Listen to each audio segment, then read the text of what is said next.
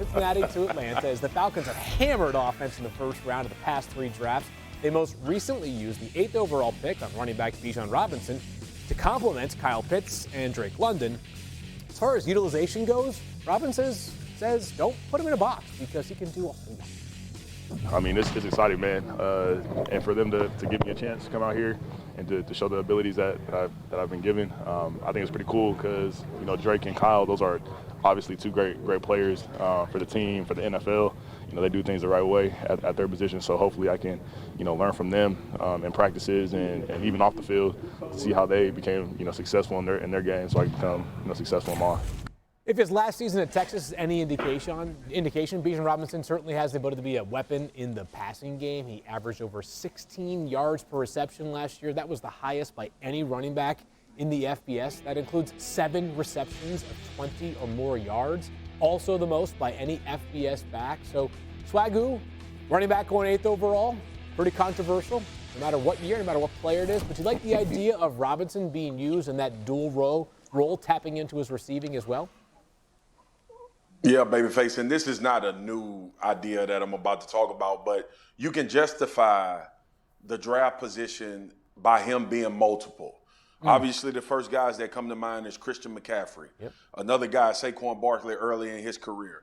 We think about Deebo Samuel, and obviously he's a wide receiver, but they use him in the backfield, and they use him to create mismatches in the open field. And the one thing that goes very unnoticed when you have guys like a Bijan or those guys that you can get the ball in the open field, they are hard to tackle. And I'm not talking about being elusive. Usually these guys are bigger than most of the DBs that have to come up and tackle them in space as well. So you create these advantages, right, when you have a guy of this particular skill set. And I got to believe that that is what Arthur Smith is thinking. I think Cordell Patterson is a guy that does not get enough credit for his multiplicity over the extended amount of reps in this career. And he's had a phenomenal career, Cordell Patterson. But Bijan is a younger version of a guy like a McCaffrey, in my opinion, or Saquon Barkley. You can use in multiple ways and justify the amount of money that he's getting now. And potentially, if he stays healthy, he gets on the second deal as well. The biggest impact for me is going to be confusion in their run game. Arthur Smith, their play caller, is one of the better run game coordinators. I think the confusion in the run game is going to be the biggest benefit and impact that Bijan will bring, and the ability for Drake London to make some of those big plays contested down the field. So the most common personnel grouping in the modern NFL is 11, 3 wide receivers on the field. It's been that way for quite some time now. Atlanta is going to push the limits of using as little 11 personnel as possible. Like this is a team that's going to measure in personnel packages beginning with 2, not just 21, which we talked about last year, 22, 23 with 3 tight ends on the field. We don't get a ton of time to kind of nerd out on defensive lineman technique, but nobody better talk about it than you. So we're talking about a difference that may seem subtle to some, a 2-point stance versus a 3-point stance, but how is this going to impact Will Anderson? How significant of a change will this be? Well, I was thinking about this. I want to kind of bring this in context because a lot of people huddle around TVs during the Olympics and they look at the 100-yard meter dash. And there's a reason why those guys have, obviously, the foot pedals and obviously get down in a 3-point stance before they take off. It's because it lessens the motion that you generate to go down, to go forward more. When you start talking about playing in a 2-point stance like he did at Alabama, the issue becomes if you are not a superior athlete, your feet are a little bit slower and you don't come out with as much power. Here you see him in a 3-point stance and you have no choice but to go forward when you put the weight on your fingertips. And that's the difference. It actually increases your ball get off. I played with one of the best pass rushers who's going into the Hall of Fame this year in DeMarcus Ware. And he played, when he played at Troy, he was in a 2 and a 3-point stance. He came to the Dallas Cowboys, we're in a 3-4. He started rushing from a 2-point stance. And it was an issue for him early in his career. Even though he was just such a superior athlete, he had to work at being low enough to create explosion with that initial first step as opposed to having to drop his body weight first. Getting in a 3-point stance just helps these guys see the ball and get off quicker. I mean, Will Anderson already had an explosive get-off in college, so the idea of that being amplified is frankly terrifying.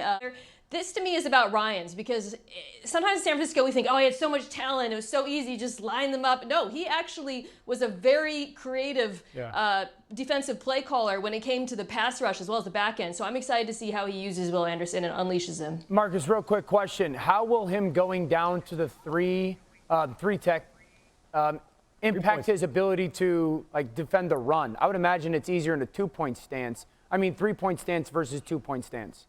Yeah.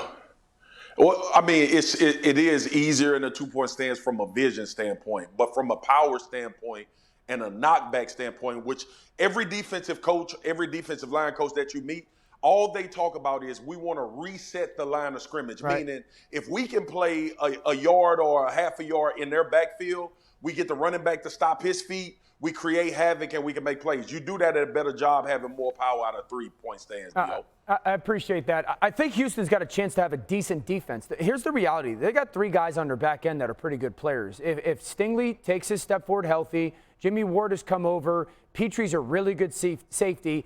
The interior, their defensive line's not great. I think their linebackers, from an offensive perspective, that's who I would try to attack both in the run and the pass game. They are not Fred Warner and Greenlaw like they had in San Francisco. That's really the biggest difference in my eyes from the offensive vantage point in comparison to what they had in San Francisco. When Tua got hurt against the Buffalo Bills, it was 4th and 2. Their tackles in Miami, for some reason, play slow to the snap when they're in shotgun. You can fix that. The second one, that horizontal play action, they got to coach them to stay on the same plane better. They can't give those creases. Marcus knows that. Those guys get on different levels. Quarterback's done. Now, the third one, maybe you don't do some of that hard sell play action because Tua may not be able to see. And then the last thing, Tua, where's your outlets? Where's your outlets? Where are your outlets? You're not a runaround creator. Where are your outlets? I think if they do that, I honestly think they can minimize some of the risk when it comes to his injuries. The point you made about being on the same plane, right? We know this offense loves a bunch of misdirection. They love to get you going one way and obviously use that against you in your cut splits. And as a defensive line, when those planes aren't the same, we immediately know that it's pass. You got green grass, we convert the pass rush immediately. Yeah, green grass. Go to what you see. But when you're on the same plane, we have to respect the fact that this could still be a zone run. And that's the difference. Those are the little nuanced things that I love that we do on this show, because those are actual football plays. That is exactly what people are trying to set up to make us a little bit slower to diagnosing and then figuring out how to get to the football. Go ahead, MK. Yeah, and I think, there's a larger issue with the offensive line and what you guys are talking about in terms of zone blocking, which is, I think, I'm not 100% sure they have the right linemen to execute the sort of scheme they ran in San Francisco when Mike McDaniel was a run game coordinator. And I kind of suspect that's a big part of the reason why they didn't run the ball as much as everybody kind of wanted them to as a changeup, because of the personnel. They didn't really change that personnel this year. I know we're talking about adding Wynn, who we've seen do different kinds of run schemes in New England. But so I think when we look to this season, and we're talking about protecting Tua, but when we also talk about running the football and why doesn't this run game look more like San Francisco, they have the backs to do it. I'm not so sure they have the sort of athletic linemen you need to pull that off. And not only that, MK, also, do they have the linemen capable of running certain protections? That's the part of this conversation as well. It's not just can we run those run schemes. It's do we have the offensive linemen to build the play action pass game and protection stuff off of it also. There's a certain level. Go ahead. Oh, there's a certain level of athleticism that you need in order to run this scheme, and I don't think we talk about it enough. That coincidentally, Trent Williams is one of the most athletic left tackles in the league. We get enamored with the fact of all of the things that he can do, but that is a necessity when you're trying to run this Kyle Shanahan scheme. I remember playing it when I was in the league. Athletic offensive linemen that can get to edges that were fast. So you can make play action, you can make bootleg, you can make waggle, and you can make zone scheme look the exact same. And at times not having to block anybody and finding wide open green grass. That's where we're at right now with Quinnen Williams. Take a look at this Twitter page. Defensive tackle for ... No longer citing the New York Jets as the team. And actually, if you look at the last time Quinnen Williams retweeted something, if we're really digging this deep. It was our Adam Schefter talking about the deal that Dexter Lawrence. So we're at stage 2, Field. Stage 3 is usually a public trade request. We'll see if it gets that far.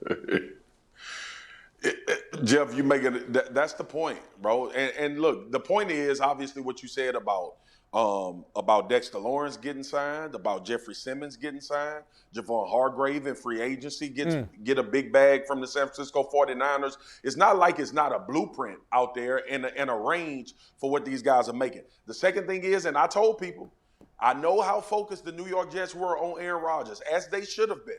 But they can't forget about this young anchor to this defense that they want to build over a long period of time of trying to have a tremendous amount of success from a defensive standpoint. Quinnen Williams has been paying attention to all of this stuff as well. And I'm sure he's happy about having Aaron Rodgers. He ain't happy about not having his $100 million contract. Thanks for watching ESPN on YouTube. For live streaming, sports, and premium content, subscribe to ESPN+.